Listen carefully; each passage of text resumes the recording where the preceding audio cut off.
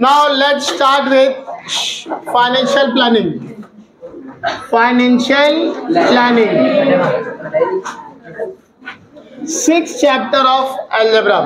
ये याद रखो, फाइनेंशियल प्लानिंग 10th में भी है, बट 10th का financial planning is not same as 9th का फाइनेंशियल प्लानिंग, क्योंकि 9th के financial planning is related with पहला एक्सेस। एक बात अगर नॉर्मली जो वर्किंग पर्सन होता है, फॉर एग्जांपल अपने पापा लोग जो पैसे कमा रहे, जो वर्किंग पर्सन होता है, वो उनके लाइफ में ना 3 ही चीज होता है। वो पूरा 1 महीना काम करेंगे तो उनको इनकम मिलेगा, पहला टर्म। वो इनकम 2 जगह जाता है, एक्सपेंस और सेविंग। अब एक्सपेंस का टाइप अलग अलग है, स्कूल फीस, रेंट, ग्रोसरी, वो अलग अलग बात है, बट मेन जो इनकम आता है वो 2 ही जगह जाता है, या तो सेविंग होता है या तो एक्सपेंस होता है। तो पहला एक्सरसाइज यही 3 टॉपिक के रिलेटेड है, that is income, saving and expense. मतलब your formula is income will be equal to saving plus expense. Yes और नो? Yes sir. अगर मैंने बोला मंथली मैं 3000 सेव कर रहा हूं और 10,000 एक्सपेंस है मेरा, 10,000 एक्सपेंस और 3000 सेविंग है, मेरा फिर सैलरी कितना है? 13,000। बराबर ना? 3 ही टॉपिक, 3 ही पॉइंट से रिलेटेड है। Now and second exercise is related with tax. मतलब अगर अपन इंडिया में रह के कमा रहे तो गवर्नमेंट ने हम लोग का टैक्स स्लैब क्या जनरली रियली इस साल टैक्स स्लैब चेंज किया है, 5 लाख किया है मिनिमम। वरना जो पहले वाला टैक्स स्लैब था उसमें इंडियन गवर्नमेंट का ऐसा है कि तुम लोग 2.5 लाख तक इंडिया में कमाओ, गवर्नमेंट को कुछ टैक्स पे मत करो फ्रॉम योर इनकम। सपोज मेरा सैलरी 20,000 है मंथली, और अपन टैक्स ईयरली बात करते हैं, तो अगर मैं मंथली 20,000 है तो ईयरली कितना हो गया? 2,40,000। 2.5 लाख के नीचे ना, नो नीड टू पे एनी टैक्स। लेकिन अगर मेरा सैलरी 3 लाख हुआ, 30,000 हुआ, तो मंथली हो गया 3,60,000। गवर्नमेंट ने बोला 2.5 लाख तुम्हारा, लेकिन 2.5 लाख के ऊपर जितना भी कमाओगे उसके ऊपर हमको टैक्स देने का। तो अगर इफ आई एम अर्निंग 3,60,000 तो गवर्नमेंट ने सिर्फ 2.5 लाख ही हमको दिया, तो ऊपर एक्स्ट्रा कितना कमा रहे हम लोग? 1,10,000। वो 1,10,000 का तुम लोग टैक्स पे करोगे। कोई कोई लोग 10 लाख कमाते तो उनके लिए टैक्स स्लैब अलग अलग है। अरे तो जो ब्लैक मनी नाम का चीज है तो क्रिएट इसलिए तो होता है। अब एक बात बताओ, तुम लोग के जेब में एग्जाम्पल ले रहा हो, जेब में 100 रुपए, मैं बोल रहा हूँ मेरे को 10 रुपए दो, नहीं देंगे। कोई भी मांगे अपन फ्री में 5 रुपए भी नहीं देते। वो जो लालच एक्चुअल में गवर्नमेंट अपने लिए एक्सपेंस खर्च करती है, क्योंकि जो भी गवर्नमेंट ऑफिशियल है, पुलिस, आर्मी, मिलिट्री, उनका सैलरी अपने टैक्स से जाता है। बट कोई कोई लालची लोग क्या करते हैं कि अगर मैं कमा रहा है 10 लाख, मैं अपने मेहनत का पैसा गवर्नमेंट को क्यों दूं? तो वो क्या करता है, वो पैसा छुपाना शुरू करता है। गवर्नमेंट को दिखाता ही नहीं कि मैं 10 लाख कमाता हूँ। वो कमाएगा 10 लाख, गवर्नमेंट को दिखाएगा कि मैं 4 लाख ही कमा रहा हूँ, और गवर्नमेंट को 4 लाख के ऊपर ही टैक्स देगा, 6 लाख छुपा लेगा। तो जो पैसे छुपाते हैं ना, एक्चुअल में उनका मेहनत का ही पैसा होता है, बट वो गवर्नमेंट को नहीं शो कर रहे, इसलिए उसको ब्लैक मनी बोलते हैं। क्लियर है? तो सेकेंड एक्सरसाइज वही सब टॉपिक्स के रिलेटेड है, हाउ टू कैलकुलेट टैक्स। ठीक है, फिलहाल पहले एक्सरसाइज की बात करते हैं। मैं एक एग्जांपल देता हूँ। सपोज मेरा मंथली सैलरी 1 लाख रुपए और मुझे गवर्नमेंट को शो नहीं करने का। मैं एग्जांपल ले रहा हूँ और मैं 3 क्लास में लेक्चर लेता हूँ। गवर्नमेंट को दिखेगा कैसा? जब मैं अपने बैंक अकाउंट में पैसे डालूंगा तब दिखेगा ना। मैं 2 क्लास वालों को बोलूंगा कि तुम लोग मेरे को ना एज अ सैलरी चेक में दो, और तीसरे को ना सर मुझे आप चेक मत दो, मुझे कैश दो। तो जो चेक देंगे मेरे को वो मैं बैंक अकाउंट में डालूंगा तो वो गवर्नमेंट को दिखेगा, और जो कैश देगा वो मैं घर पे रखूंगा। हाँ वैसे करना जो ठीक है, उसी को ब्लैक मनी बोलते हैं। मतलब गवर्नमेंट को दिखा रहे ही नहीं हम लोग। ऑब्वियसली तो क्राइम नहीं है, क्या बोल सकते? तो ब्लैक मनी क्या होता है? तो अगर गवर्नमेंट को टैक्स देगा तो गवर्नमेंट के पास पैसा रहेगा, तो गवर्नमेंट उसको अच्छी चीजों में यूज करेगी। अब वो अलग बात है, वो इतना डिस्कस नहीं करते। हिस्ट्री ज्योग्राफी पे नहीं, अपन अलजेब्रा पे आते जरा। बच्चे लोग 5 ही क्वेश्चन है, पहला, तीसरा, 5वां same type, first, third, fifth same type है। उससे स्टार्ट कर दो।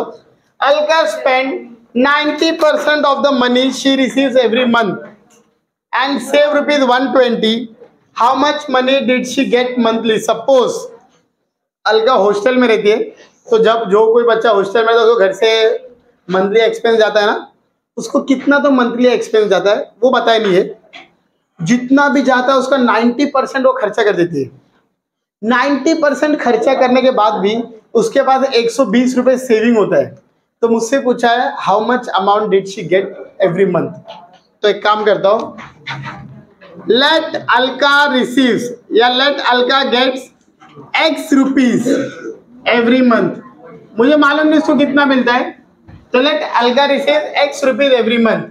शी स्पेंड, वो खर्चा कितना करती है 90% ऑफ X, मतलब जो भी उसको मिलता है ना उसका 90% वो खर्चा करती है।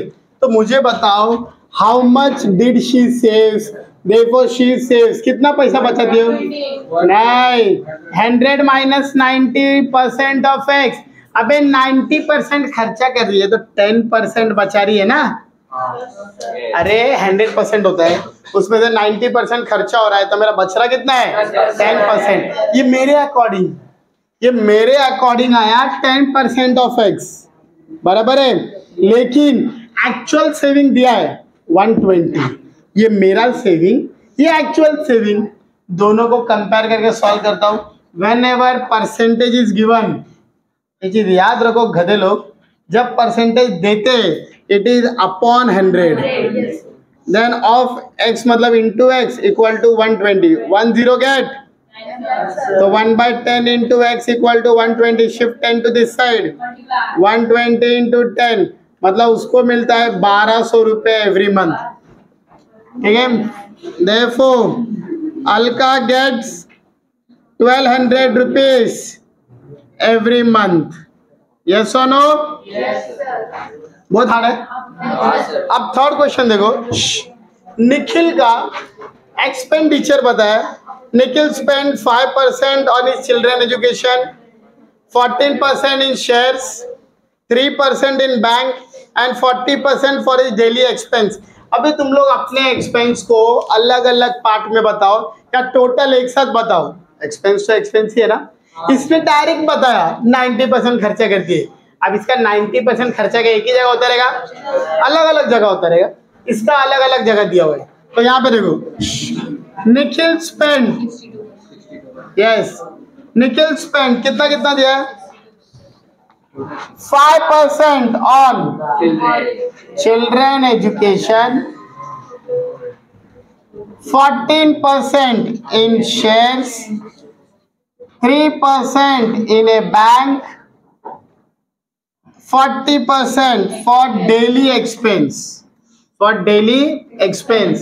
तो मेरे को उसका डिटेल लेके क्या करने का, मेरे को तो टोटल जानने का है। Therefore total expense तो is equal to 5 plus 14 plus 3 plus 40 is equal to 62%। मतलब जैसा ये 90% खर्चा करते, ये 62% खर्चा करते हैं। तो लेट निखिल सैलरी, उन्होंने वही पूछा है, let Nikhil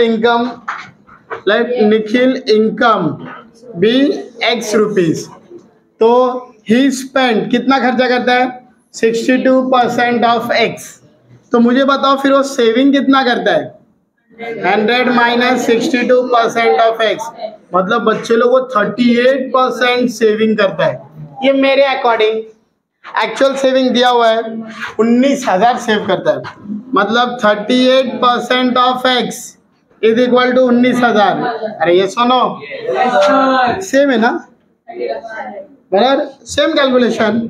38 upon 100 into X 19,000, X equal to 19,000 into 100 upon 38। ये मैंने दोनों को उधर शिफ्ट किया है। 19 2 जा 19,000 जा, 2 1 जा 250 जा, 15 to 1000 50,000।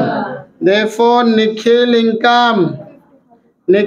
income is rupees 50,000। Yes or no? Yes sir। Clear है। अब last question, Samira spent 90% of her income and donate 3%। एक टाइम पे डोनेशन भी अपना एक्सपेंस में काउंट होता है। अभी मैंने एक सपोज 2000 रुपये कहीं पे डोनेशन दिया, वो पैसा मेरे को रिटर्न आने वाला है क्या? तो डोनेशन भी अपना खर्चे में ही काउंट होता है ना। तो इन लोगों ने अलग अलग दिया है, 90% खर्चा, 3% डोनेशन, मतलब टोटल खर्चा कितना? 93। तो Samira spend 90% of his income and donate, हाँ yes, of her income and donate कितना? 3%। तो टोटल एक्सपेंस कितना है? 93%. That is 90 plus 3, 93%। 93% खर्चा करते हैं। यहाँ पे let her income be X rupees. तो शी स्पेंड कितना खर्चा करती है? 93% ऑफ एक्स। तो she saves 100 minus 93% of X, 7% of X. ये मेरे अकॉर्डिंग है, उसके अकॉर्डिंग दिया रहेगा, दिया रे 1750। तो 7/100 इंटू एक्स 1750 एक्स 1750 इंटू 100/7, 7 बंदा 7 to the 14, 250 the, that is 25,000. Therefore Samira income is 25,000 rupees। पहला मुझे इतना बताओ, तीनों का मेथड सेम है क्या? नहीं, ऑलमोस्ट सेम है ना? चलो लिख लो। Now second question. इस सेकंड क्वेश्चन का मैं पहले एक्सप्लेनेशन करता हूँ। Second question like this, suppose मैंने 50,000 का लोन लिया, 50,000 का लोन लिया और मैंने एक बिजनेस स्टार्ट किया। इन दैट बिजनेस, एक कभी भी याद रखो, प्रॉफिट एंड लॉस हमेशा अपन साल के बाद ही देखते हैं। कोई भी बिजनेस करो, कुछ भी करो, जॉब वालों का टेंशन नहीं, उनका मंथली आता है ना। बिजनेस वालों क्या करते हो, हर साल अपना एक्सपेंस चेक करते हैं whether they are in profit और लॉस। अभी मैंने 50,000 लोन लिया और एक साल बाद मैंने ऑब्जर्व किया कि भाई मेरे को तो 20% का लॉस हो गया, मेरे को लॉस हो गया 20% का। तो मैं पहला चेक करूंगा कि भाई 50,000 में से 20% का तो लॉस हो गया, तो मेरे पास बचा कितना? फिर जो भी पैसा बचा है ना, उससे मैंने दूसरा बिजनेस स्टार्ट किया, लेकिन वो बिजनेस में I made a profit of 5%। तो मुझसे पूछा है कि जब तुम लोगों ने शुरू किया तो अपने हाथ में था 50,000, 2 साल बाद, क्योंकि तुम लोगों ने 2 बिजनेस किया, पहले बिजनेस में लॉस, दूसरे बिजनेस में प्रॉफिट, तो आफ्टर 2 इयर्स तुम लोग लॉस में है क्या प्रॉफिट में? मैंने स्टार्ट किया था 50,000 से, अगर मैं एट द एंड 50,000 के ऊपर हूँ तो आई एम इन प्रॉफिट। अरे बराबर ना? Yes, sir. अगर 50,000 से शुरू करके अगर मैं 50,000 के नीचे हूँ तो आई एम इन लॉस।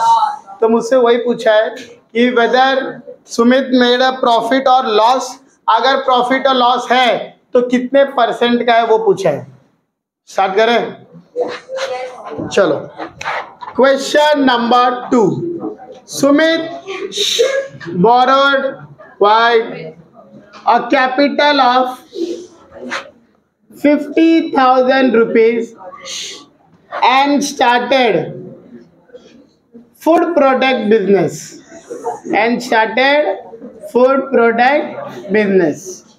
चलो, इसके पहले बिजनेस में he suffered a loss of 20%, he suffered a loss of 20%। तो भाई मैं एक्चुअल में उसका लॉस कितना हुआ वो निकाल रहा हूँ।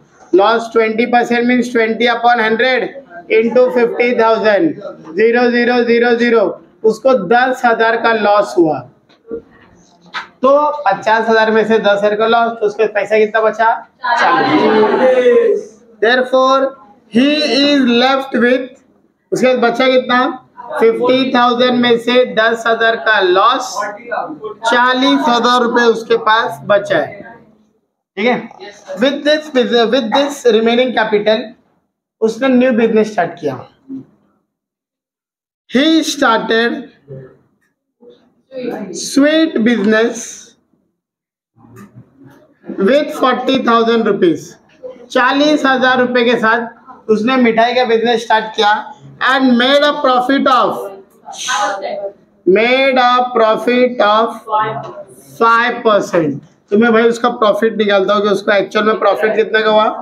5% ऑफ 40,000 0000 उसको 2,000 का प्रॉफिट हुआ है, 2,000 का प्रॉफिट। तो ही इज विथ अमाउंट, अब उसका पैसा कितना है, पहला 40 था, अब 2,000 ऐड हो गया 42,000 रुपीज। मतलब 2 बिजनेस करने के बाद 50,000 से वो आ गया 42,000 पे। तो he will profit or loss? Loss. Therefore, Sumit made a loss of 50,000 में से 42,000 8,000 रुपीज का उसको लॉस में मुझे निकालने का है लॉस परसेंटेज।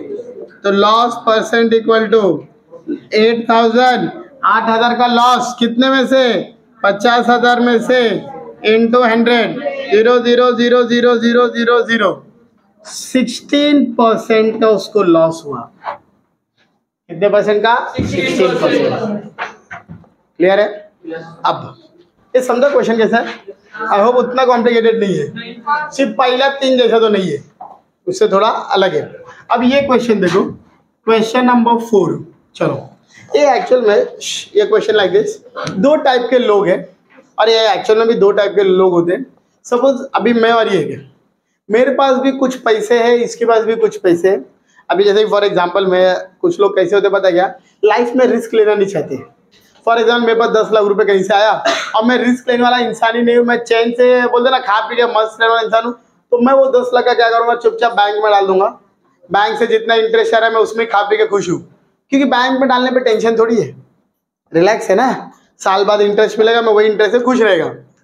कुछ लोग नहीं, रिस्क लेंगे, खुश रहेंगे, ज्यादा पैसा कमाने का बोलते ना ईगरनेस रहता है। तो दूसरा बंदा क्या करता है, उसके पास भी कुछ पैसे रहते हैं, वो डायरेक्ट डाल देता है म्यूचुअल फंड्स में, शेयर्स में।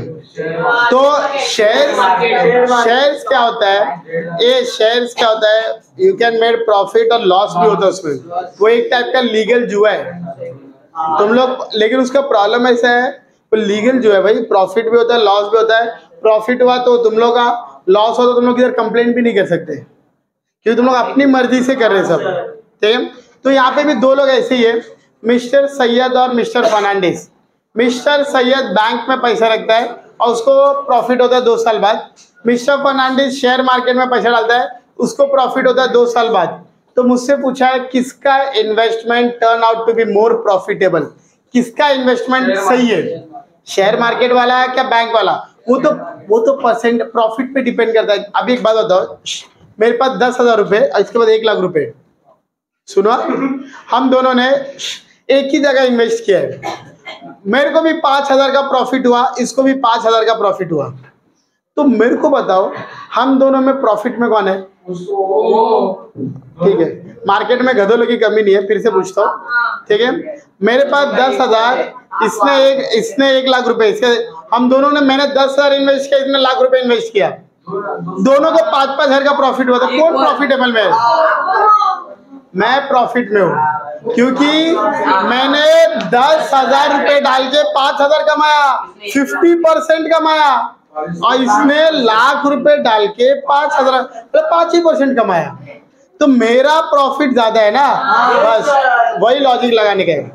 इसने 40,000 रुपए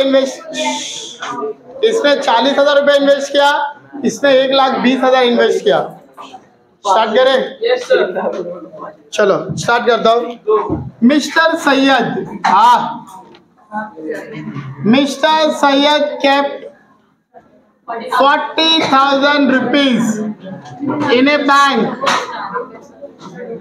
at compound interest